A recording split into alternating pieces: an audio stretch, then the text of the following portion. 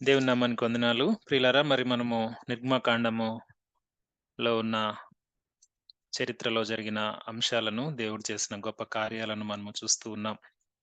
ఆయన ప్రజలైన ఇశ్రాయేలీయులను మరి దేవుడు ఐగుప్తు ప్రాంతం నుంచి విడిపించడానికి ఆయన చేస్తున్న మహత్కార్యములను, అద్భుతములను మనము చూస్తూ ఉన్నాం.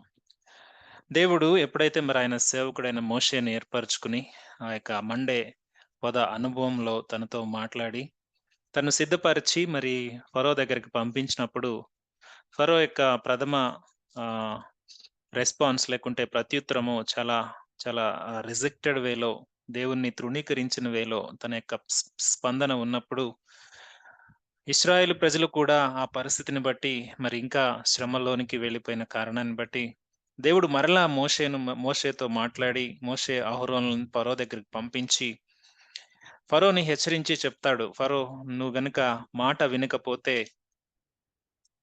నా యొక్క బలమైన హస్తము చాచి ఐగుప్తు ప్రాంతంలో మహత్కార్యములను, సూచక్రియలను జరిగించి, నేను నా ప్రజలైన ఇశ్రాయేలీయుల్ని నీ దేశంలో నుంచి బయటికి తీసుకువెళ్తాను అని దేవుడు హెచ్చరించినట్లుగానే ఒక్కొక్క తెగులు ఐగుప్తు ప్రాంతం మీద అనుమతిస్తూ, ఒక్కొక్క తెగుళ్ళు ద్వారా దేవుడు ఐగుప్తు ప్రాంతంలో వాళ్ళు ఆరాధించే ఆ దేవతలు, దేవుళ్ళ మీద దేవుని యొక్క అధికారము ఏ రీతిగా ఉందో వారికి చెప్తూనే ఉన్నాడు. మొదటి తెగులు, రెండవ తెగులు, మూడవ తెగులు, నాలుగవ తెగులు, ఐదవ తెగులు, ఆరవ తెగులు, ఇలా తెగులు తర్వాత తెగులు అనుమతిస్తూనే ఉన్నాడు. అయితే ప్రతి సమయంలో కూడా ఫరో సమయం ఆ యొక్క సమస్యలో ఉన్నప్పుడు వేడుకుంటూ ఉన్నాడు. సమస్య తగ్గిపోగానే తన హృదయాన్ని కఠినపరుచుకుంటూ ఉన్నాడు. ఈ రీతిగా చూస్తూ ఉంటే మరి ఎలా ఉండింది అంటే, ఎప్పటికప్పుడు తన యొక్క ప్రవర్తన ఉన్న కొద్దిగా ఇంకా కఠినమైపోతా ఉంది. ఇంకా కఠినమైపోతూ ఉంది. అయితే ప్రాముఖ్యంగా మరి మనము గత సెషన్‌లో మనము చూసిన విషయము, ఆరవ తెగులు అనుమతించక ముందు 9వ అధ్యాయంలో దేవుడు చాలా స్పష్టంగా మాట్లాడుతాడు. ఎన్నాళ్ళు నా ప్రజలను నిర్బంధించి నువ్వు ఉంచుతావు ఫరో? నువ్వు ఇంకా వారిని పోనీయవా? ఇంకా వారిని విడిపించవా? ఇదిగో, ఒకవేళ నువ్వు వారిని బంధించి ఉంటే, నీ యొక్క పశువులన్నిటి మీద, నీ యొక్క లైవ్ స్టాక్ అన్నిటి మీద నేను తెగులు అనుమతించబోతా ఉన్నానని దేవుడు స్పష్టంగా చెప్పాడు. అయినప్పటికీ అయినప్పటికీ ఫరో వినలేదు. దేవుడు ఆ తెగులు అనుమతించాడు. ఇశ్రాయేలు ప్రజల యొక్క పశువుల్లో ఒక్కటి కూడా చనిపోలేదు గానీ, ఐగుప్తు ప్రాంతంలో ఉన్న పశువులు, పొలంలో ఉన్న ప్రతి పశువు చనిపోయింది. ఫరో దాన్ని చక్కగా ఫరో తన యొక్క గవర్నమెంట్ అథారిటీస్‌ని పంపించి కనుక్కుంటాడు. ఇశ్రాయేలు ప్రాంతంలో జరిగిందా లేదా అని. వాళ్ళు జరగలేదని రిపోర్ట్ తీసుకొస్తారు. అయినప్పటికీ తన హృదయాన్ని కఠినపరుచుకుంటాడు. ఐదవ తెగులు ఈ రీతిగా నష్టపోతాడు. ఆరవ తెగులు దేవుడు వితౌట్ వార్నింగ్ వారికి అక్కడున్న ప్రజలందరి మీద, ఐగుప్తు ప్రజలందరి మీద బాధాకరమైన దద్దుర్లు అనగా kind of boils, heat boils, వారికి అది ఒక రకమైన తెగులు వారి జంతువుల మీద, మనుషుల మీద దేవుడు అనుమతించాడు. అనుమతించినప్పుడు దేవుడు స్పష్టంగా చెప్తా ఉన్నాడు. ఐగుప్తీయులు వారు వైద్యానికి సంబంధించి ఒక దేవతను కొలుస్తారు.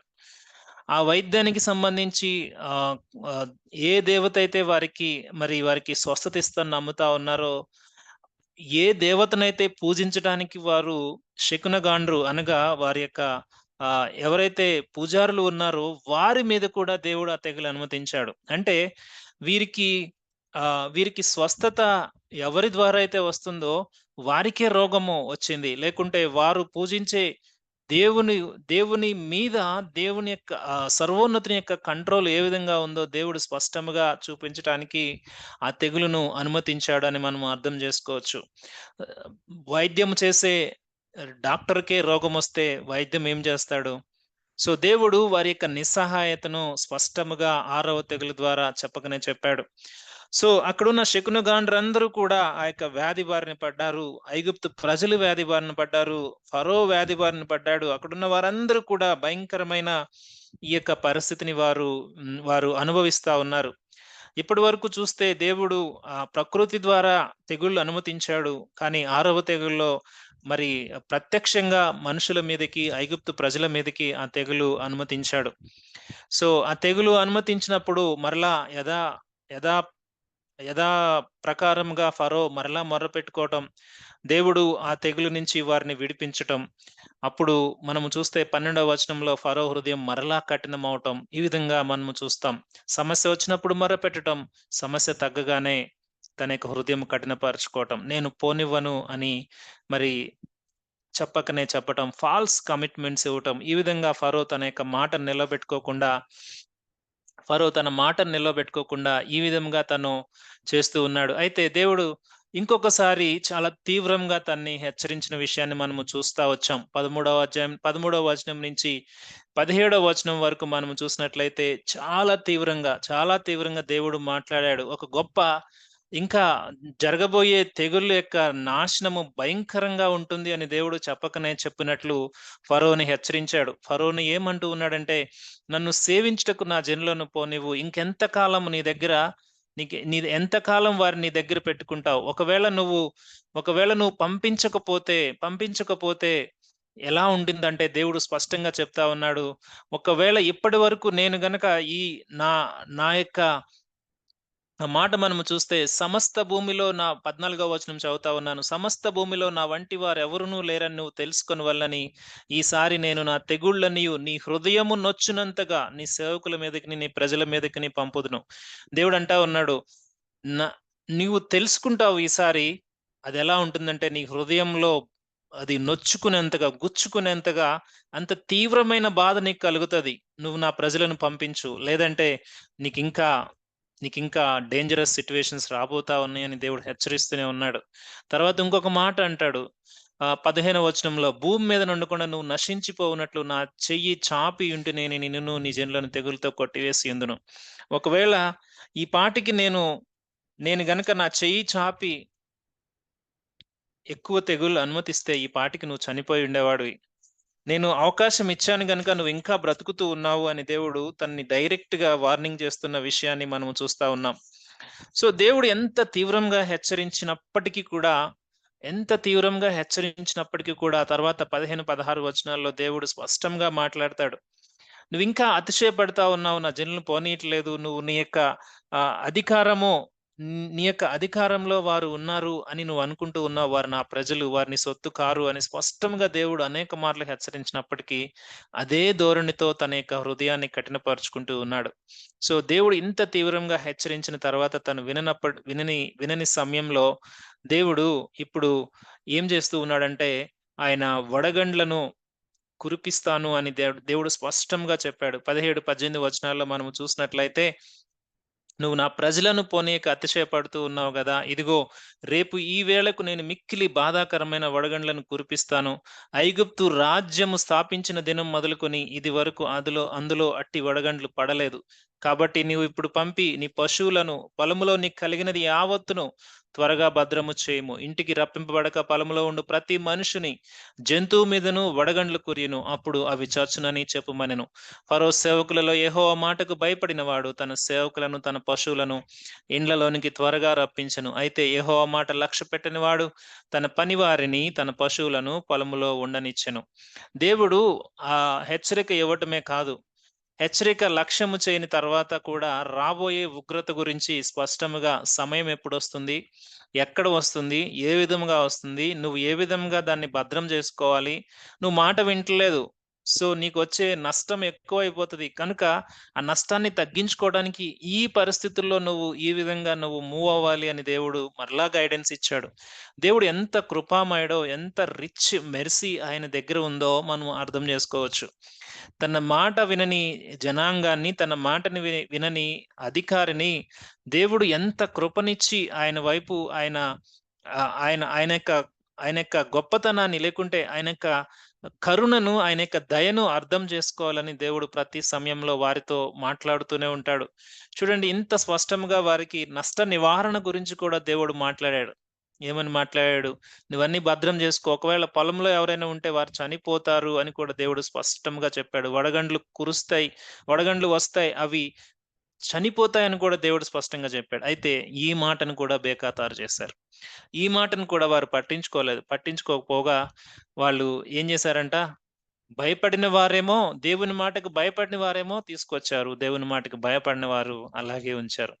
సో, దేవుని యొక్క మాటకు ఎవరైతే భయపడతారో వారి జీవితాల్లో ఎప్పుడు కూడా భద్రత ఉంటది. దేవుని యొక్క మాటకు ఎవరమైతే మనము గౌరవం ఇస్తామో, దేవుని మాట మనము ఎంతగా మన యొక్క హృదయాలను మనం హత్తుకుని దాని ప్రకారం జీవిస్తామో, దాని యొక్క ఫలితం మనం అనుభవిస్తాము అనే దానికి ఎటువంటి డౌట్ లేదు. దేవుని యొక్క మాట అన్యులకైనా, ధన్యులకైనా ఒకటే. దేవుని మాట ఎప్పుడు కూడా మారదు. దేవుడు ఎవ్వరి పట్ల కూడా పక్షపాతం కలిగిన దేవుడు కాదు. ఆయన ఆశ్రయించే వారిని ఎప్పుడు కూడా ఆయన త్రోసివేసే దేవుడు కాదు. అంత గొప్ప దేవుడు ప్రతి ఒక్కరికి ఆయన కృపనిస్తాడు. ప్రతి ఒక్కరికి ఆయన అవకాశం ఇస్తాడు. ప్రతి ఒక్కరిని ఆయన హెచ్చరిస్తాడు. ప్రతి ఒక్కరికి హ్మ్, ఆయన తన్ను తాను పరిచయం చేసుకోవాలని పదే పదే ఆయన ప్రయత్నిస్తూనే ఉంటాడు.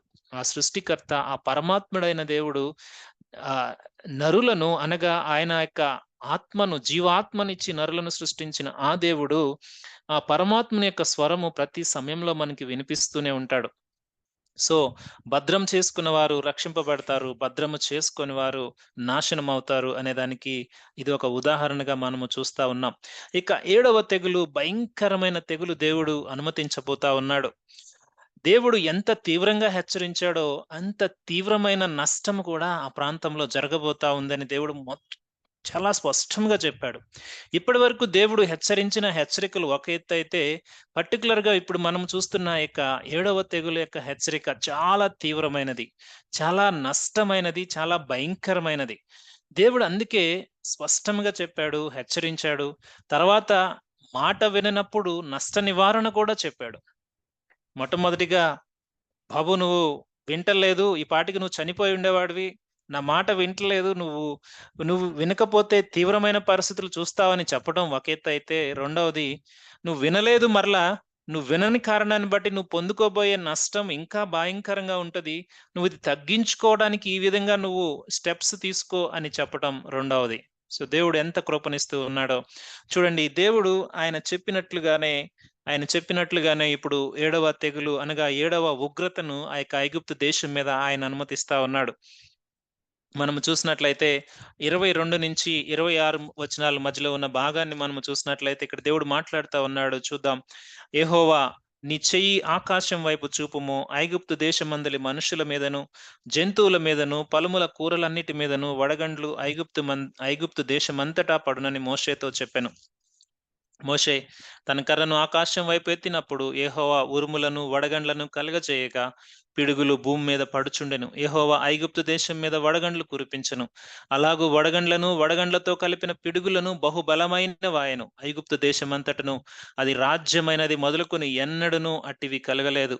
ఆ వడగండ్లు ఐగుప్తు దేశమంతటా మనుషులనేమి, జంతువులనేమి, బయటనున్నది యావత్తును నశింపజేసెను. వడగండ్లు పొలములోని ప్రతి కూరను చెడగొట్టెను.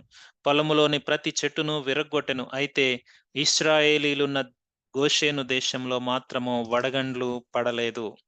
ఇక్కడ మనము చూస్తా ఉన్నాం, దేవుడు ఆయన రేపటి సమయంలో వడగండ్లు రాబోతా ఉన్నాయి.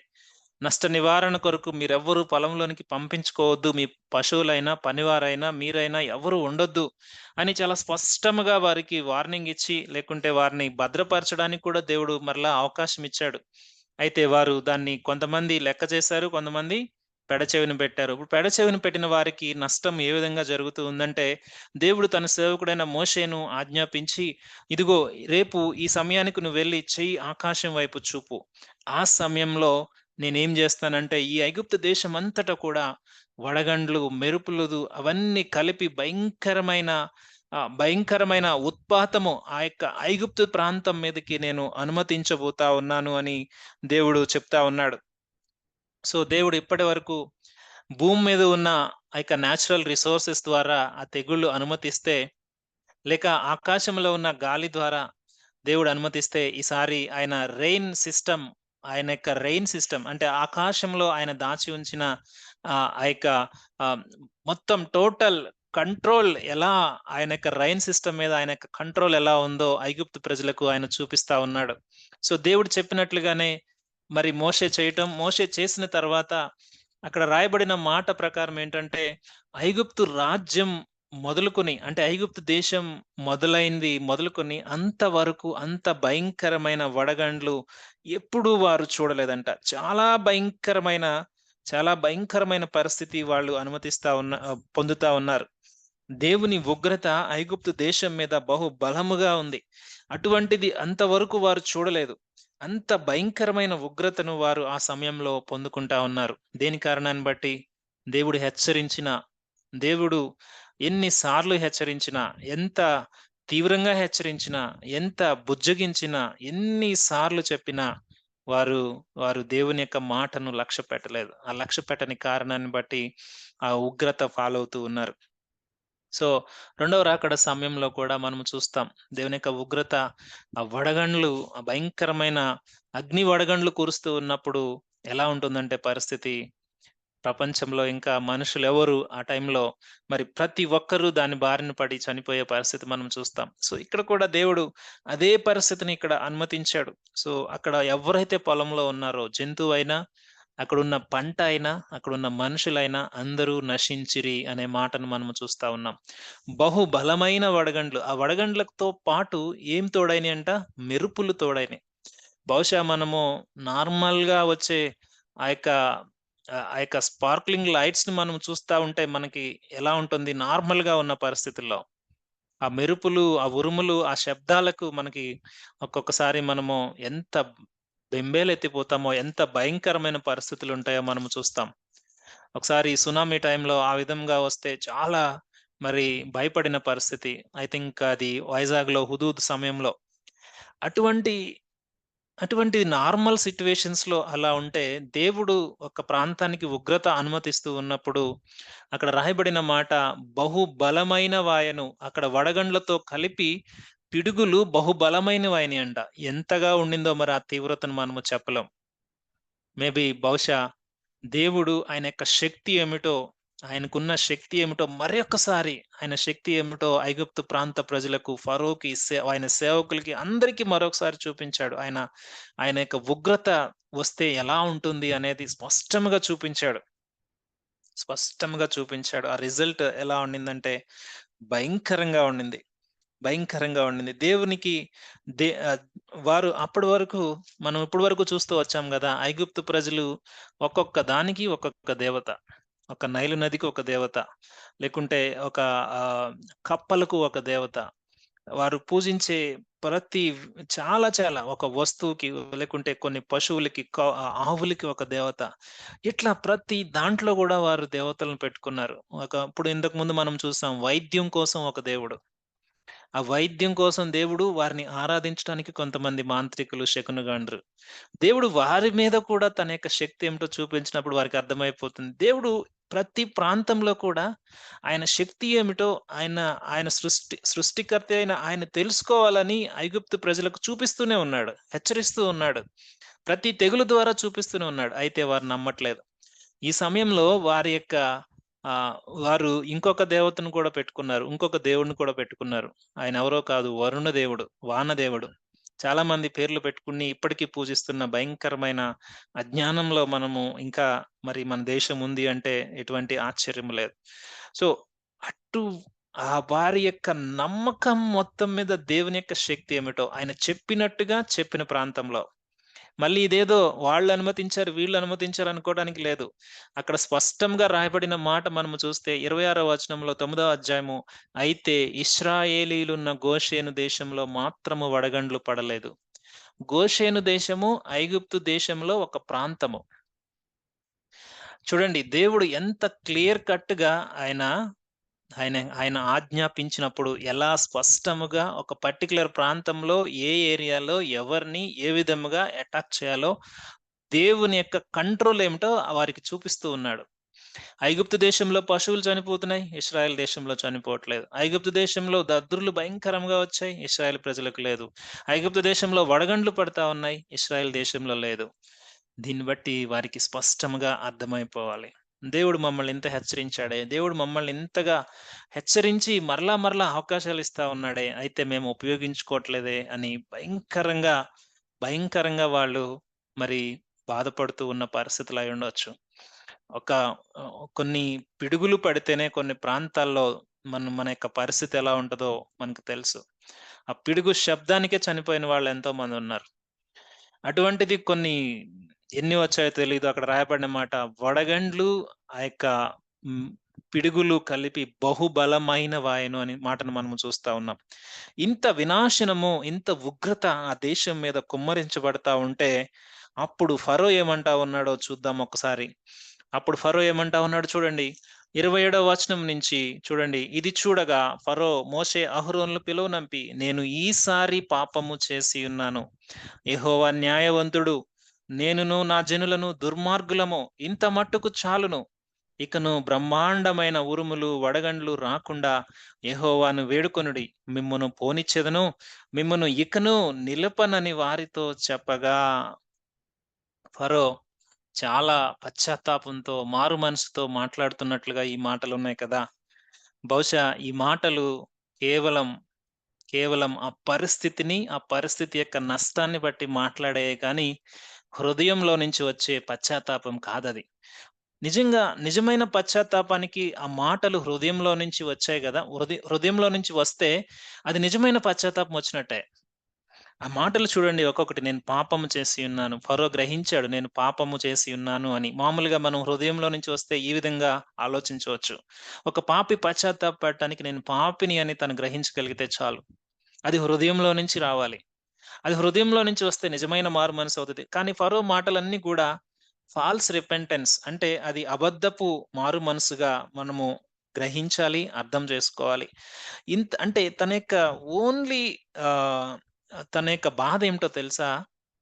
తను తప్పు చేశాడు. ఆ తప్పుకు సంబంధించిన శిక్ష పొందుతూ ఉన్నాడు గాబట్టి, ఆ శిక్ష మాత్రం రాకుండా ఉంటే చాలు. మరలా తప్పు చేయటానికి సిద్ధపడే వ్యక్తిత్వం అన్నమాట ఇది.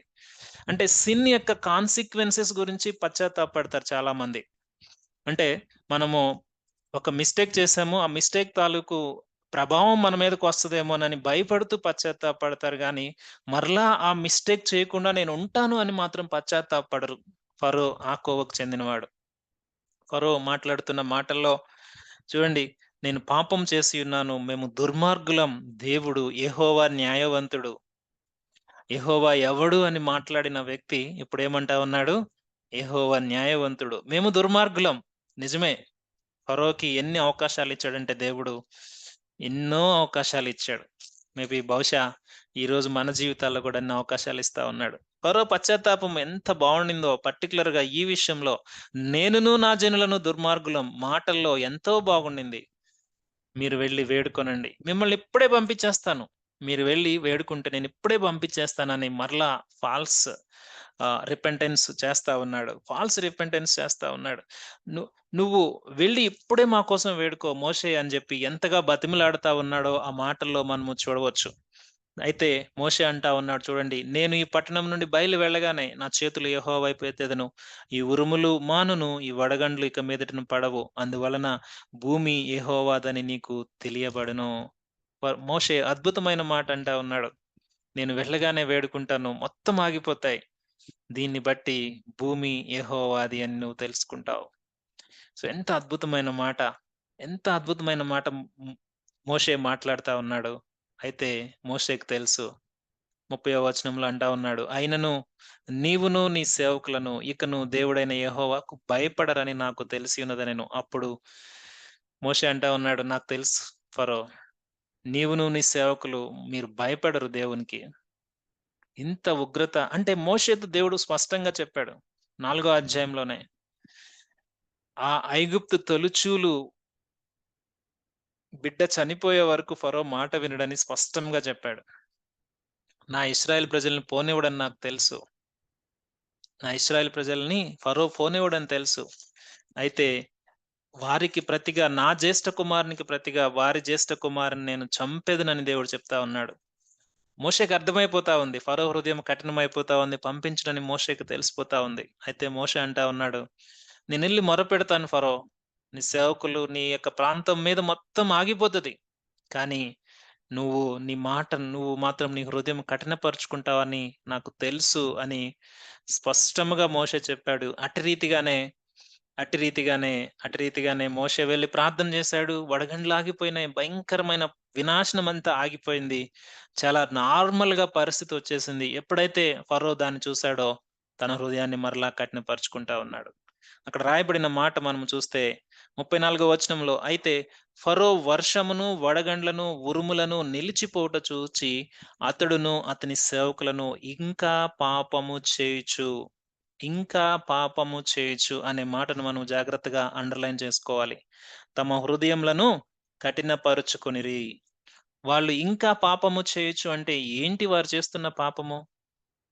ఫరో అతని సేవకులు ఇంకా పాపము చేయొచ్చు అంటే హృదయాన్ని కఠినపరుచుకోవటమే పాపము.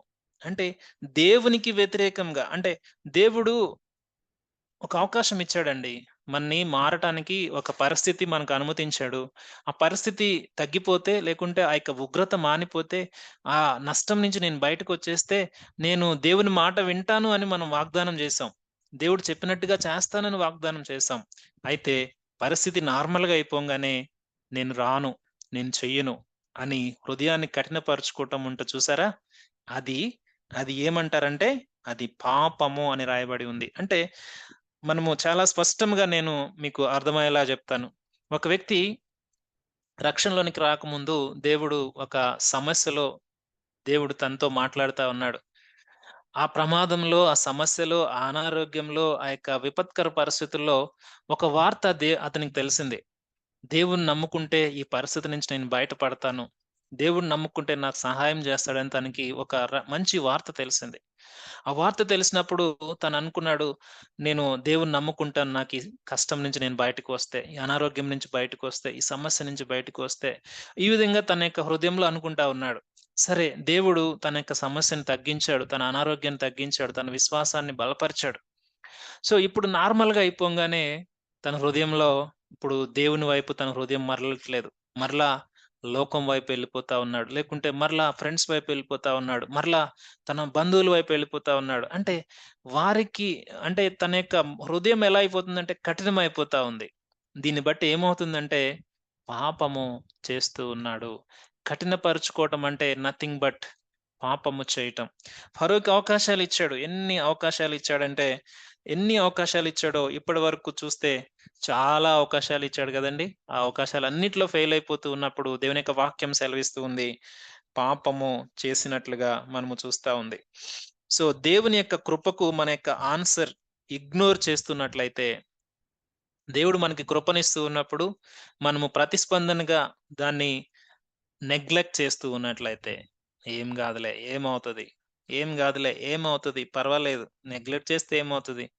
ఈ జీవితం ఆహ్, ఈ ఈ జీవితం నా ఇష్టానుసారంగా నేను వెళ్ళాలి గానీ, ఏదేదో ఎవరో చెప్తున్నారు. ఆ విశ్వాసంలోనికి నేను వెళ్ళేదేంటి? అని ఎంతోమంది ఈరోజు దేవునికి దూరం అయిపోతా ఉన్నారు. కానీ దేవుడు వార్నింగ్ ఇస్తా ఉన్నాడేంటంటే, ఈరోజు వంగకపోతే మోకాలు ఒకరోజు వంగుతది. ఇదే ఫరో ఈరోజు ఇలా పశ్చాత్తాపపడి ఫాల్స్ రిపెంటెన్స్ అయిన ఫరో 10వ తెగులు వచ్చినప్పుడు తన చేతులతో తనే తోలివేస్తాడు. అప్పుడు దేవుని మాటను అంగీకరిస్తాడు. అప్పుడింక భయంకరమైన వినాశనం, ఉత్పాతం ఇంకా ఐగుప్తు దేశం కోలుకోలేనంతగా దేవుడు ఉగ్రతను అనుమతించాడు ఆ సమయంలో. జ్యేష్ఠ కుమారుడు చనిపోయినప్పుడు ఐగుప్తీయులు తోలివేశారన్నట్టు ఉంటుంది. అంటే ఇంక మీరు మా దగ్గర ఉండొద్దు. మేముంటే మేము కూడా చచ్చిపోతామేమో అన్న భయాందోళనలో వాళ్ళెళ్ళిపోయారు. దేవుని కృపను కాలదన్నుకుంటూ ఉంటే ఆ చివరికొచ్చే లాస్ ఎలా ఉంటుందంటే అది ఎవ్వరు తీర్చలేరు. అందుకే ధనవంతుడు అక్కడికెళ్ళి మొరపెడతా ఉన్నాడు. అయ్యా! నేనిక్కడ తట్టుకోలేకపోతా ఉన్నాను. నా సహోదరులకు చెప్పడానికి లాజర్‌ని పంపించవా?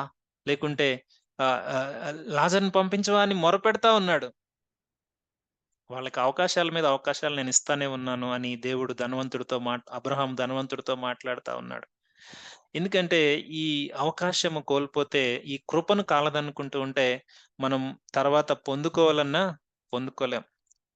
ఫరో ఎంత ఫాల్స్ రిపెంటెన్స్ చేశాడంటే, తన యొక్క హృదయాన్ని కఠినపరుచుకుంటూ రిపెంటెన్స్ చేస్తాడు. చాలామంది ఈరోజు లోకంలో ఎలా ఉంటామంటే, లోకంలో వచ్చే పశ్చాత్తాపాలు ఎలా ఉంటాయంటే, కొన్ని ఎగ్జాంపుల్స్ మీకు చెప్పాలని ఇష్టపడతా ఉన్నాను.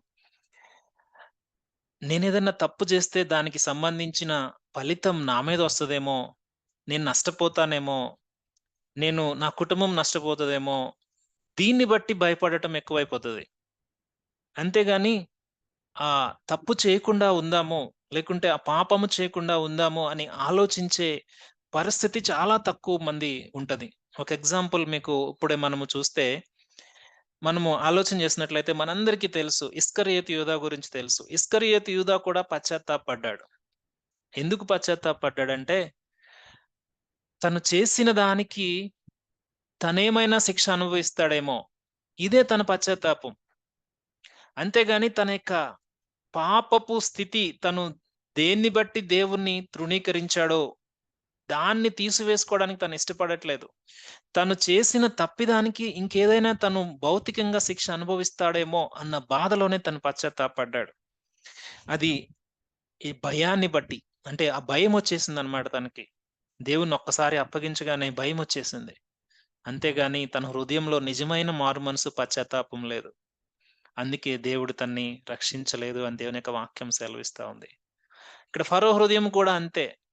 పాపము అంటే తను పాపం చేసి ఉన్నాను. దాని యొక్క శిక్ష అనుభవిస్తా ఉన్నాను. ఆ శిక్ష తగ్గిపోతే చాలు. మరలా పాపం చేస్తాడన్నమాట. అదే గదా మనం చదువుతా ఉన్నాం. వడగండ్లు ఆగిపోయాయి. మరలా వాళ్ళు హృదయాలు కఠినపరుచుకున్నారు. ఫరో సేవకులు పాపము చేస్తూ వచ్చారు అని దేవుని యొక్క వాక్యం సెలవిస్తా ఉంది. మనందరికీ తెలుసు బిలాము ఎంత అబద్ధ ప్రవక్త అంటే దేవుడు వద్దంటాడు.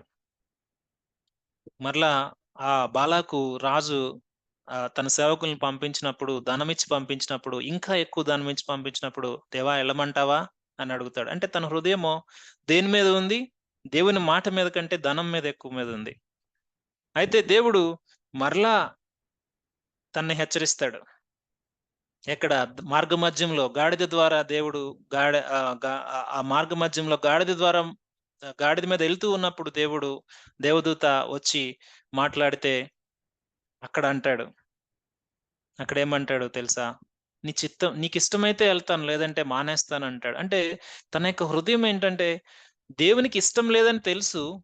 కానీ తనకి ధనం మీద ఆశ ఉంది. తను పాపము చేయటానికే ఇష్టపడతా ఉన్నాడు. అటువంటి డబుల్ మైండెడ్ ప్రవక్తగా తను ఉన్నాడు. అంటే తను పాపము యొక్క కాన్సీక్వెన్సెస్ యొక్క భయము తనలో ఉంది గానీ, పాపము చేయటానికే ఇష్టపడతా ఉన్నాడు. దేవుని యొక్క అతని గురించి అబద్ధ ప్రవక్త అని రాయబడి ఉంది బైబిల్‌లో. దేవుడు తనతో మాట్లాడాడు కానీ, తన యొక్క హృదయం దేని మీద ఉందంటే ధనం మీద ఉంది. తర్వాత తను ఇశ్రాయేలు ప్రజలు పాపం చేయటానికి తను ఒడిగట్టాడు. సో, ఇటువంటి భయంకరమైన పరిస్థితి మనం చూస్తాం. ఎందుకంటే పశ్చాత్తాపం అనేది అది ఆహ్, రక్షణ యొక్క పశ్చాత్తాపం ఎలా ఉంటుందంటే, అది దైవ చిత్తానుసారముగా ఉంటుంది. ఈ పాపం యొక్క పరిస్థితులను బట్టి వచ్చే పశ్చాత్తాపం ఎలా ఉంటుందంటే, ఆ సమయానికే ఉంటుంది.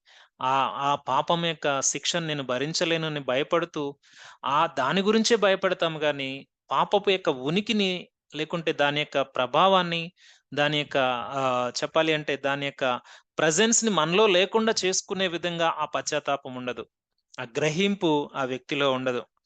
అలాగే మనము చూస్తే సౌలు దేవుని యొక్క మాటకు అవిధేయుడై దేవుడు చెప్పింది చేయకుండా తన ఇష్టానుసారంగా చేశాడు.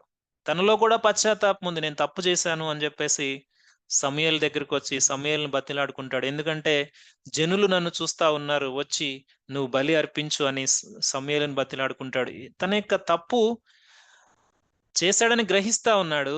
కానీ సమర్థించుకుంటూ ఉన్నాడు సౌలు. ఈ విధంగా మనము చూస్తే చాలా మంది ఫాల్స్ రిపెంటెన్స్ ఉన్నవాళ్ళు ఉన్నారు బైబిల్‌లో. ఇప్పటికీ మనం చూస్తున్న మన మన యొక్క సొసైటీల్లో, మన యొక్క సమాజాల్లో, మన యొక్క సంఘాల్లో ఫాల్స్ రిపెంటెడ్‌గా ఉన్నవాళ్ళు చాలా మంది ఉన్నారు. ఒకసారి రిపెంట్ అవ్వటం, మరలా ఎళ్లి అదే పాపంలో మునిగిపోవటం. దేవుడు అవకాశం ఇచ్చినప్పుడు అవకాశాలను కాలదన్నుకోవటం, ఆ రక్షణను కాలదన్నుకోవటం, లేకుంటే మారు మనసును కాలదన్నుకోవటం, చేసిన తప్పునే మరలా మరలా చేయటం. ఇక్కడ రాయబడిన మాట వాళ్ళింకా పాపం చేయుచు ఉన్నారు. వాళ్ళు పశ్చాత్తాపపడ్డారు దేని గురించంటే ఉగ్రత వస్తుందని. ఉగ్రత తగ్గిపోగానే ఇచ్చిన మాటను వదిలిపెట్టారు. పాపం జేస్తూ ఉన్నారు. ఇటువంటి పరిస్థితుల్లో మరి మనము ఎన్ని సార్లు దేవుని యొక్క మాటకు అవిధేయులంగా మనమున్నామో ఒక్కసారి పరిశీలన చేసుకోవాలి. దేవుని యొక్క మాటకు వ్యతిరేకంగా జీవించటమే, ఆయన ఆజ్ఞకు అతిక్రమించటమే పాపమని దేవుని యొక్క వాక్యం సెలవిస్తా ఉంది. దేవుని యొక్క వాక్యపు వెలుగులో మనల్ని మనం ఎప్పుడు కూడా పరిశీలన చేసుకోవాలి. దేవుడు ఎప్పుడు కూడా ఆయన కృపా కాలంలో అనగా మనము జీవిస్తున్న సమయంలో అనేకమైన అవకాశాలు మనకి ఇస్తూనే ఉంటాడు. ఎందుకంటే ఆయన అంత ధనవంతుడైన కృపామయుడాయన. ఎంత ధనముందంటే కృప ఇవ్వటానికి ఆయన దగ్గర అన్ని అవకాశాలు. అవి లెక్క పెట్టలేని అవకాశాలు. అంటే రిచ్ ఇన్ మెర్సీ అనేది ఇంగ్లీష్‌లో మనము చూస్తాం. అంటే కృప ఆయన కృప ఎంత ధనము అంటే ఎంత విశాలమైనదంటే, ఎంత గొప్పది అంటే దాన్ని మనం వర్ణించలేం. అది ఫరో జీవితంలో ఇచ్చాడు. మన జీవితాల్లో కూడా ఇస్తూనే ఉన్నాడు. ఫరో జీవితాన్ని మన జీవితానికి కొంచెం దగ్గరగా పెట్టుకొని మనం చూస్తే, ప్రమాదాలొచ్చినప్పుడు "అయ్యా! నా వల్ల కాదు. నేను పాపం చేశాను. నీవే న్యాయవంతుడవు. మేము దుర్మార్గులమని" ఎన్నో ప్రార్థనలు మనం చేసుంటాం. ప్రమాదం తగ్గిపోగానే దాన్ని ఏమంటామంటే, ఏరు దాటాక తెప్ప, దాన్ని ఒక మాట అంటాం. దాన్ని పక్కన పడేయటం అంటాం దాన్ని. సో, ప్రమాదం ఉన్నంత సేపు అది కావాలి. ప్రమాదం దాటిపోయిన తర్వాత దాన్ని పక్కన పడేస్తాం. దాన్ని దాటడానికి ఏదైతే మనం వస్తువుని వాడుకుంటా ఉన్నామో దాన్ని పక్కన పడేస్తాం. దేవుడు కూడా అటు రీతిగా మన జీవితంలో ఉంటే, దేవుడు కేవలం ఆపద్బాంధవుడు, ఆపత్కాలంలోనే ఆయన మనకి కావాలి అనుకుంటే, మన హృదయాన్ని కఠినపరుచుకుంటున్నట్టే. మీకు మిగిలిన సమయంలో మనకి దేవుడు అవసరం లేదు అనుకుంటే, అది నిజంగా దేవుని యొక్క రక్షణను మనము కాలదనినట్టే. దేవుడు ఆనాడు ఫరోకి అవకాశం ఇచ్చాడు. ఈనాడు మనందరికి అవకాశం ఇస్తున్నాడు. ఒకవేళ అది రక్షణ గురించి అవకాశం ఇస్తుంటే, ఒకసారి దేవుని దగ్గర అడుగుదాం. దేవా! నాకు చాలా సార్లు నువ్వు రక్షణ గురించి అవకాశం ఇచ్చావు. నన్ను రక్షించుట కొరకు నువ్వు అనేకమైన పరిస్థితుల్లో నేను నీతో మాట్లాడాను. అప్పుడు నేను నీతో ఒక మాట చెప్పాను. "నువ్వు నన్ను రక్షిస్తే, నువ్వు నన్ను కాపాడితే నేను నీ బిడ్డగా ఉంటాను యేసయ్యా" అని చెప్పాను. కానీ నేను ఉండలేకపోయాను. నన్ను క్షమించు. నీ రక్షణ నాకు కావాలి అని ఈ సమయంలో ప్రార్థన చేస్తే దేవుడు ఆయన రక్షణ ఇవ్వటానికి సిద్ధంగా ఉన్నాడు. రెండవదిగా అనేక మార్లు నేను ఈ యొక్క పరిస్థితి నుంచి నేను బయటకొచ్చేస్తాను. ఫరో వలె నేను పాపం చేశాను. ఈ పరిస్థితి యొక్క తీవ్రత నేను తట్టుకోలేకపోతా ఉన్నాను. నేను తప్పు చేసిన కారణాన్ని బట్టి నాకు ఈ శిక్ష వచ్చింది. నేను మరలా ఈ తప్పు చేయను అని దేవుని దగ్గర ఎన్నో సార్లు మనం చెప్పుంటాం. కానీ దాన్ని మర్చిపోయిన వాళ్ళంగా ఉన్నాం. మర్చిపోతే దేవుడంటా ఉన్నాడు, ఆజ్ఞ అతిక్రమిస్తూ ఉంటే అది పాపము అని చెప్తూ ఉన్నాడు. ఫరో సేవకులు కూడా ఇక్కడ ఇదే విధంగా పాపం చేస్తూ ఉన్నారు. ఫరో అదే విధంగా చేస్తూ ఉన్నాడు. చివరికి ఉగ్రత నుంచి తప్పించుకోలేకపోయాడు. సో, ఈరోజు దేవుడు అవకాశాలిస్తూ మాట్లాడుతూ ఉన్నాడు. ఈ యొక్క 7వ తెగులు భయంకరమైన వినాశనము ఐగుప్తు దేశం మీద దేవుడు అనుమతించాడు. అయినప్పటికీ వారి హృదయాలు మారలేదు. అయినప్పటికీ వారి హృదయాలు మారలేదు. వారు చివరికి పాపం చేస్తూనే ఆ యొక్క ఉగ్రతను ఇంకా పెను ఉగ్రతను వారు తెచ్చుకోవడానికి సిద్ధంగా ఉన్నారు. ఈరోజు ఇంకా మనము దేవుని యొక్క వాక్యాన్ని వింటూ మరి మనము సరిచేసుకోవడానికి దేవుడు అవకాశం ఇస్తా ఉన్నాడు. ఈ వాక్యము మనతోనే మాట్లాడుతూ ఉన్నాడని మనము గ్రహిద్దాం. దేవుడు సజీవమైన దేవుడు. ఆయన ఎప్పుడు కూడా ఆయన ఆయన సృష్టించిన ఆయన బిడ్డలను ఎప్పుడు కూడా ఆయన దూరం చేసుకోవడానికి ఆయన ఇష్టపడడు. అందుకే ఆయన కృపనిస్తాడు. అందుకే ఆయన అవకాశాలిస్తాడు. సాతాను మాత్రం ప్రతిదాన్ని కాలదనటానికి మనల్ని ప్రేరేపిస్తా ఉంటాడు. సో, ఎటువైపు మన యొక్క డెసిషన్? సో, ఈరోజు మనం నిర్ణయం తీసుకుందాం. కృపనిచ్చే దేవుని వైపా?